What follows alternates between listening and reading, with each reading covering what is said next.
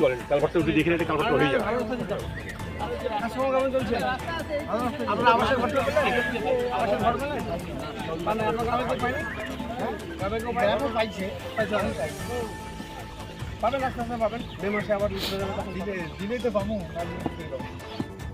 নয়ে নয়ের লক্ষ্যে জনসংযোগে জোর কোচবিহার জেলা তৃণমূল সভাপতি অভিজিৎ দেবভৌমিকের। কোচবিহার উত্তর বিধানসভা কেন্দ্রের মধুপুর অঞ্চলে পেট ভাতা মৌজা এলাকায় প্রাতভ্রমণে বেরিয়ে সাধারণ মানুষের সাথে জনসংযোগ করলেন কোচবিহার জেলা তৃণমূল সভাপতি অভিজিৎ দেবভৌমিক। এদিন মানুষের বিভিন্ন সমস্যার কথা শোনেন এবং দ্রুততার সঙ্গে মিটিয়ে দেওয়ার আশ্বাস দিলেন গ্রামবাসীদের। মূলত 2026 বিধানসভা নির্বাচনকে পাখির চোখ করে নয়ে নয়ের লক্ষ্যে এই জনসংযোগ বলে জানা যায়। কোচবিহার জেলা তৃণমূলের যেসব দুর্বল জায়গা রয়েছে সেগুলিতে জনসংযোগ করে মানুষের পাশে থেকে বিভিন্ন সমস্যার সমাধান করে এই এলাকাগুলোতে যাতে আগামী 26 বিধানসভা নির্বাচনে সেই এলাকার মুখ্যমন্ত্রী মমতা বন্দ্যোপাধ্যায়ের উন্নয়নের ধারাকে অব্যাহত রাখতে তৃণমূল কংগ্রেসকে যেন ভোট দেন, এই আশা রেখেই তারা জনসংযোগ করেছে বলে জানা যায়। এদিন জনসংযোগ শেষে কি জানালেন জেলা সভাপতি অভিজিৎ দেবভৌমিক, আসুন কিছুটা শুনে নেওয়া যাক। শুধু উত্তর কেন্দ্র নয়, সারা কোচবিহার জেলাতেই আমরা বিভিন্ন গ্রামীণ এলাকাগুলোতে সকালবেলা করে এই প্রাতঃভ্রমণ কর্মসূচি রাখা হচ্ছে, যাতে সকালে ফ্রেশ মুডে সবাইকে নিয়ে একটু ঘুরে আসা যায়, সমস্যাগুলো দেখে নেওয়া যায়, তারপর অফিসে বসে কাজগুলো করা যায়।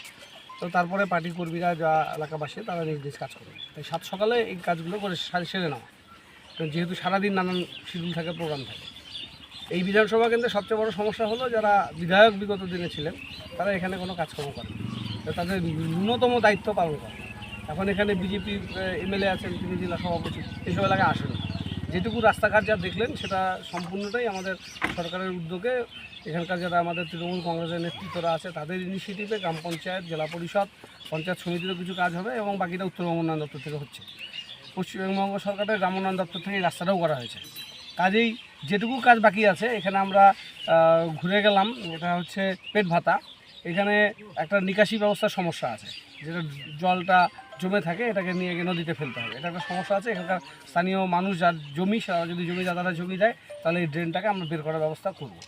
আর কয়েকটা রাস্তার ব্যাপার আছে, সেগুলো কিছুটা পঞ্চায়েত সমিতি করছে শুনলাম, বাকি যেটুকু বাকি আছে ওটুকু আমরা করে দেবো। তো দেখা যাচ্ছে যে বাংলা আবাস ঘর যারা পেয়েছেন তাদের বাড়িতেও কয়েকজনের বাড়িতে গেলাম, তারা অত্যন্ত খুশি। মাননীয় মুখ্যমন্ত্রীকে তারা আশীর্বাদ করছেন যে যেভাবে বর্ষাকালে কষ্টে তারা থাকতেন, তাদের বাড়িতে পাকা ঘর হচ্ছে। অনেকে ভাবতেও পারতেন না, কেউ বাসা বাড়িতে কাজ করে, তার বাড়িতে পাকা ঘর হচ্ছে। দেখে এলাম, মানুষের আনন্দটা আমাদেরকে উৎসাহ দিল কাজ করার।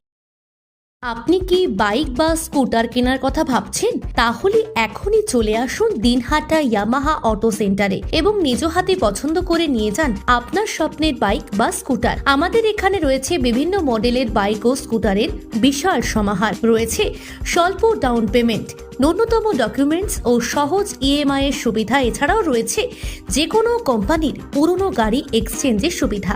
তাই আর দেরি না করে এখনই যোগাযোগ করুন দিনহাটা ইয়ামাহা অটো সেন্টারে।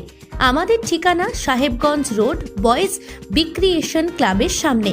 যোগাযোগের নম্বর 8158042471 এবং 7602877619।